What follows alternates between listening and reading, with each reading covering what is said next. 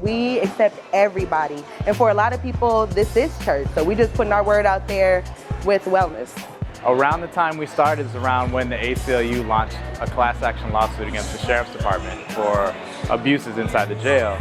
And our founder, Patrice, her brother had been inside and was brutally beaten.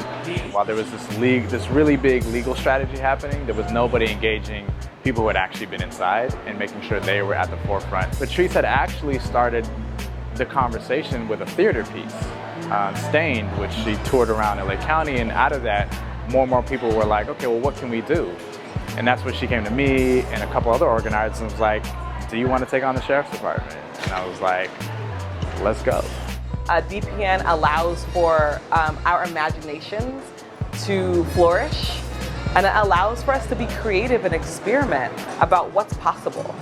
The 3 pillars of dignity and power now are abolition, transformative justice, and healing justice. And the importance of those 3 pillars is the healing work that we feel is necessary for the social justice movement. There's a lot of work that we do, and there's a lot of trauma that comes with us. So we have to make sure that we're okay in order to make sure that our community is okay.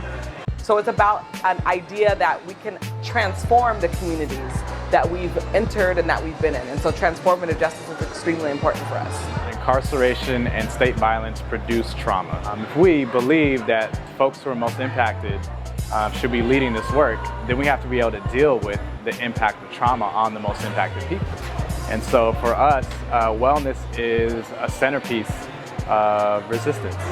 This is called our wellness clinic. We welcome the communities, basically formerly incarcerated people, their families, as well as communities that are mainly affected by police violence and brutality. I think wellness for me is uplifting our resilience as poor folks, as Black and brown communities, uplifting our humanity, making connections, with each other. At DPN, we try to do collective decision making as much as possible and really leading with our members and their voices and their hearts.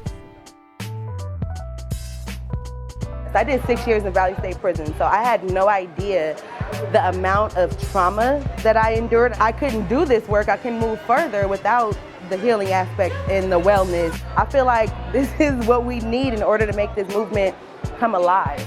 So our job is to lift people up, teach people leadership skills, teach people wellness skills, teach people different practices that they can do throughout their days and their weeks to make them okay and effective at their work. For me, when I think of spirit, I think of people feeling activated by a sense of purpose.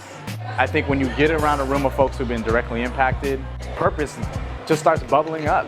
For us, I think we really take that to heart. And so I bring my spiritual practice wherever I go. It's been a journey because it's not something that every nonprofit has encouraged, definitely.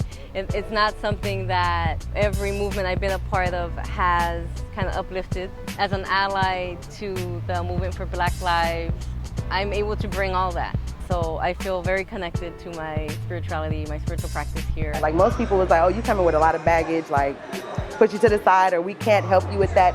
DPN was open arms, we want you. DPN is about developing new ideas and practices and how we live today.